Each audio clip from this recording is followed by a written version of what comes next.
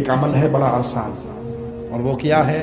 آئیے پیارے نبی صلی اللہ علیہ وسلم کا فرمان سنتے ہیں۔ سورۃ الملک ہی المانعۃ من عذاب القبر، رات کو سونے سے پہلے 29واں پارہ پہلی سورۃ ملک، جو اس کی تلاوت کرتا ہے ہر سونے سے پہلے، یہ سورت ایسی ہے اللہ نے اس کو یہ شان دی ہے، یہ عذاب قبر اور اس بندے کے درمیان میں آڑ بن جائے گی، قبر کے عذاب کو قریب نہیں آنے دے گی۔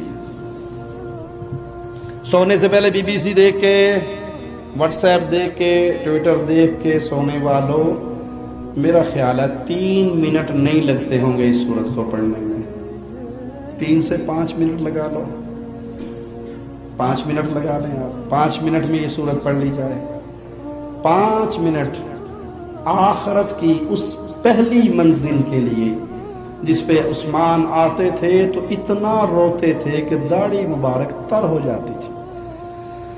سوال کرنے والا کرتا تھا کہ کبھی جہنم کے عذاب کو یاد کر کے ایسے نہیں روئے؟ کہا یہ پہلی سیڑھی ہے، یہ پہلا ایگزامینیشن ہال ہے، جو یہاں فیل ہوگا وہ آگے بھی برباد رہے گا، جو یہاں پاس ہوگا وہ آگے پاس ہوگا۔ تو یہ سورت، اس کو اللہ نے وہ شان بخشی ہے۔ عبداللہ بن مسعود رضی اللہ عنہ کا قول سنیے، جو آدمی ہر رات سورۃ الملک کی تلاوت کرتا ہے اللہ اسے عذاب قبر سے محفوظ رکھتا ہے۔ یہ سورت، اس کی یہ شان ہے، اس کا یہ فضل ہے، یہ اپنے پڑھنے والے کے ساتھ ایسی وفا اور محبت کرتی ہے کہ جو اس کو پڑھتا ہے وہ خیر کثیر کو پا لیتا ہے۔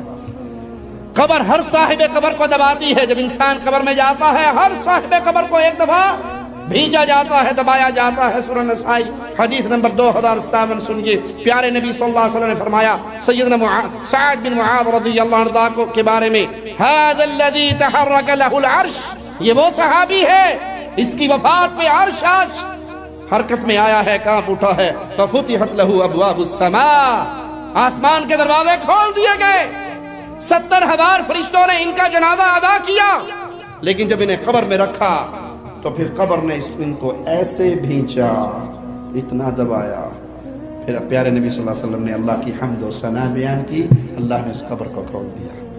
ان للقبر ضغطہ، قبر نے ایک دفعہ دبوچنا ہے، بھینچنا ہے۔ اگر کوئی اس سے نجات پاتا تو سعد اس سے ضرور نجات پاتے۔ اس قبر کو نہ بھولیے، اس منظر کو اپنے سامنے رکھیے، اس کی تیاری کیجئے، اپنے 24 گھنٹوں کا حساب لگائیے، اس 24 گھنٹوں میں سے کتنے گھنٹے میں نے اس منزل کو سامنے رکھ کے طے کیے، میری زبان کا کون کون سا جملہ ہے جو وہاں پہ سانپ بن کے مجھے کاٹے گا، میرے مال کا کون کون سا حصہ ہے جس کی زکوٰۃ ادا نہیں کی اور وہاں پر وہ سانپ بن کے، بچھو بن کے میرے اندر زہر بھریں گے۔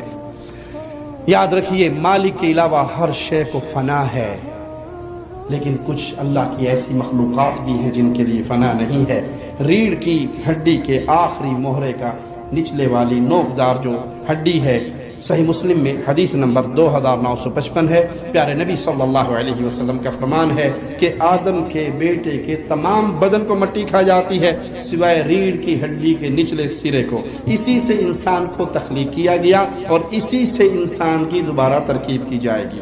روح، اس کی حقیقت کیا ہے تو اللہ ہی جانتا ہے، تاہم روح ایک ایسی مخلوق ہے جو فنا نہیں ہوگی۔ نیک بندوں کی روحیں جنت کے پرندوں کی کالم میں ڈال دی جائیں گی اور وہ جنت کے اندر جہاں چاہیں گی اڑتی پھریں گی اور جنت کے درختوں کے پھل اور میوے کھائیں گی۔ اسی طرح جنت اور جہنم ہے تو مخلوق، لیکن جنت اور جہنم کے لیے بھی فنا نہیں ہے، یہ ہمیشہ رہنے والی ہیں۔ مالک ان کے بارے میں فرماتا ہے خالدین فیہا ابدا، جو ان میں جائے گا وہ ہمیشہ ہمیشہ ہی رہے گا۔